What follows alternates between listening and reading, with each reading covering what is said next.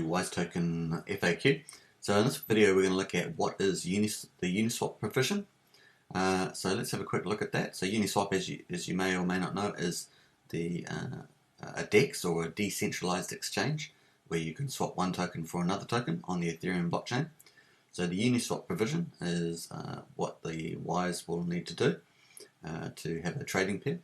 So let's have a quick look. The Wise contract's constructor function, executed when deploying the Wise contract, will make a call to the UniSwap version 2. So version 2 is the second version of UniSwap.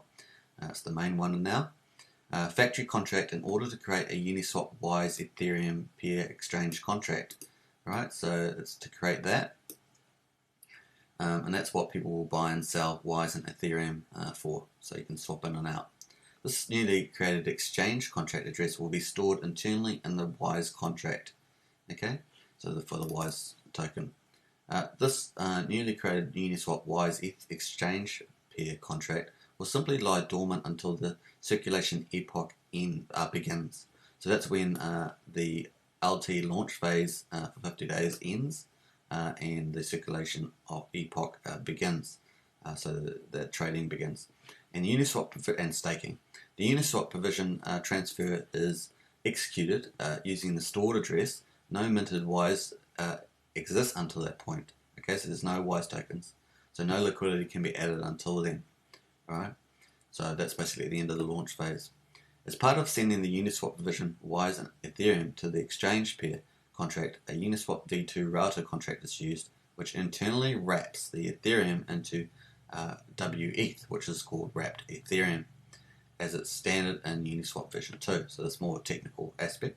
The Uniswap version 2 router contract returns an amount of Uni-V2 liquidity tokens. So when you provide liquidity, you get liquidity tokens to the Wise contract as part of the Uniswap provision transaction.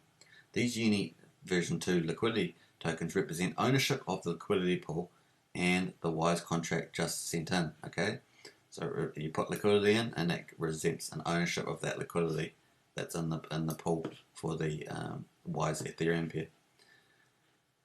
So for the Wise contract just sent in, and carry the sole power to withdraw that liquidity. Okay, so if you have those tokens, you can withdraw those liquidity that you put in.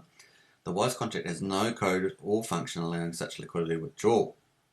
However, as a further show of the Wise Foundation's commitment to making Wise a totally trustless system, that means that they have no control over it, that's the Wise Foundation, the Wise contract would automatically and irrevocably destroy all Uni version 2 liquidity tokens upon receipt.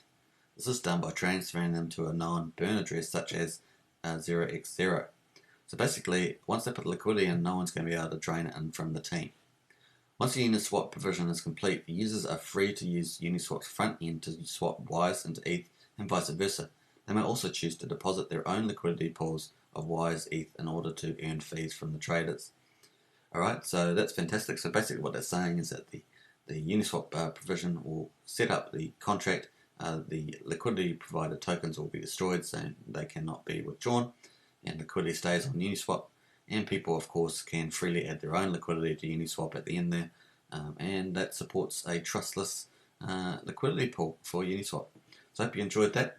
Please subscribe and like, and hit the bell notification for more videos, and I will see you in the next one. Cheers.